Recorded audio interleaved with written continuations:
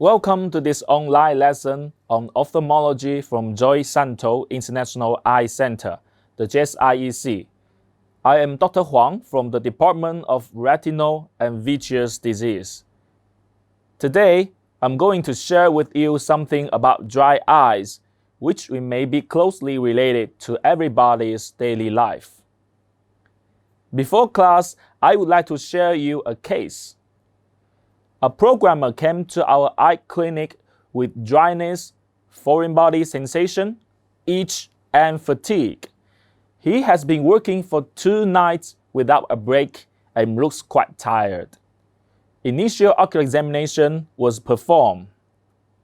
What has happened to this eye and how to deal with it? I hope that after the course, you can perfectly answer all these questions. Now let's begin the course. To get a better understanding of dry eye, we need to figure out what constitutes the ocular surface first. The ocular surface, as its name suggests, refers to the area between the upper and lower limit margins, which include the epithelium of the cornea, the conjunctiva, and the tinal film.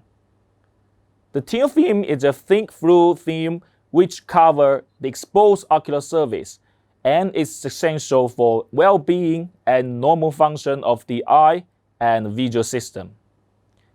The tinal film is much more complicated than thought. Here is an enlarged diagram showing details of the tinal film, which is made up of the lipid layer, liquid layer, and the mucin layer. Each layer is produced by respective tissues and cells and orchestrate different functions to maintain the stability of the tinal film.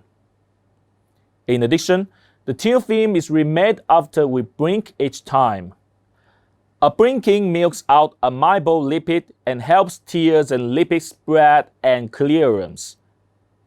A stable tinal film is maintained by a surround ocular surface defense governed by neuroanatomic integration, and any disease affecting the hydrodynamics will cause dry eye. How do we test for dry eye? The Schwimmer test is used to assess how quickly your eyes produce tears.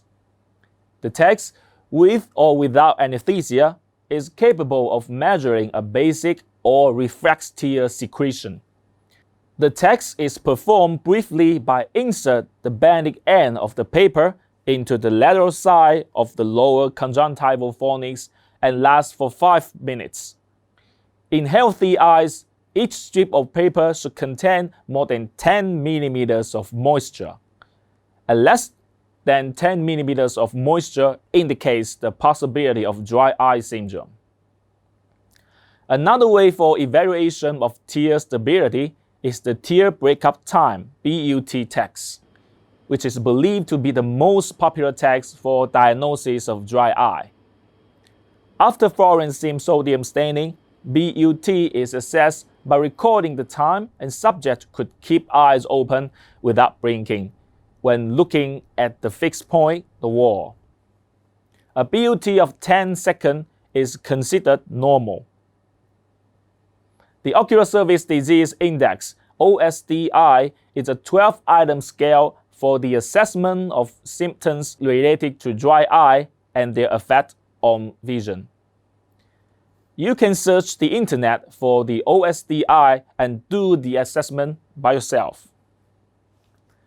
The classic definition of dry eye is that the deficiency in any components of the tear film and/or decreased tear stability or disturbance of tear hydrodynamic resulting in ocular discomfort, including dryness, foreign body sensation, redness, itch, fatigue, and blurred vision, associated with ocular surface pathological changes such as inflammation and epithelial breakdown.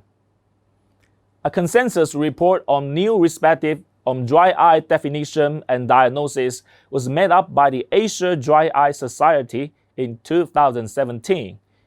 In this report, dry eye was defined as multifactorial chronic disease characterized by unstable tear film causing a variety of symptoms and/or visual impairment.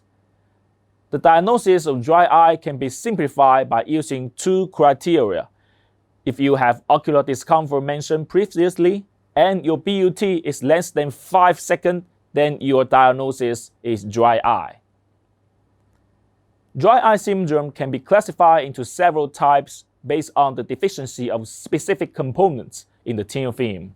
For instance, aqueous tear deficiency is caused by systemic disease such as Solodro syndrome, while disease like meibomian gland dysfunction and blepharitis will lead to lipid deficiency and over-evaporation. Mucin tear deficiency can be a result of chemical injury, thermal burns, and surgery. Treatment of dry eye includes the use of artificial tears, autologous syndrome, a punctal plug, anti-inflammatory drugs, and corticosteroids. And the important but overlooked one is to eliminate or treat the primary cause. Artificial tears is the most commonly used and effective in the majority of people with mild to moderate dry eye. There is a number of artificial tears available in the market with different components, concentrations, and manufacturers. For a moderate to severe dry eye, immunosuppression should be considered. Others like recombinant human EGF and vitamin A might be beneficial. A punctal occlusion using a citalopram is one way to treat a tear-deficient dry eye, and it has been reported to be effective. A punctal plug is inserted into the lower punctum, sometimes into both upper and lower puncti, to prevent tears elimination. Our recent focus has been on the eyelid-associated dry eye, of which MGD is one of the most common primary disorders leading to dry eye. Obstruction of the meibomian gland leads to abnormal liquid secretion, making the tear film rather unstable. Management of MGD includes hot compress and massage, and the use of doxycycline and omega-3 fatty acid. A lipid flow system is recently introduced and proved to be very effective for refractory MGD. This medical device is designed to safely heat the permeable surface and both the upper and lower eyelid, while simultaneously applying great pulsatile pressure to the eyelid surfaces. The device massages the outer eyelids from the base of the meibomian gland and the directions of the gland orifice, thereby expressing the meibomian glands during heating. The only issue is that each treatment costs 7,000 to 8,000 RMB. Another concern is the Demodex-related dry eye, which affects young people as well as the elderly. The mite is a very small animal that is everywhere in your surroundings. Contact infection is the major route of transmission, and the infection rate is 27 to 81% in China. It can cause blepharitis, meibomitis, acne, rosacea, or it can be asymptomatic. These small guys hide in the permeable tissue and at eyelashes, damaging the meibomian gland by its lack loss to eat meibomian cells. Its metabolite can directly cause immunoresponse and ocular surface inflammation. It can also obstruct the glandular duct, leading to MGD and dry eye syndrome.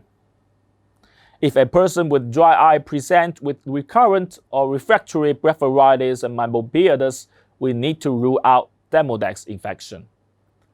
The treatment strategies include attention to personal and environmental hygiene, use of tea tree oil, metronidazole, sulfur cream, as well as some Chinese medicine.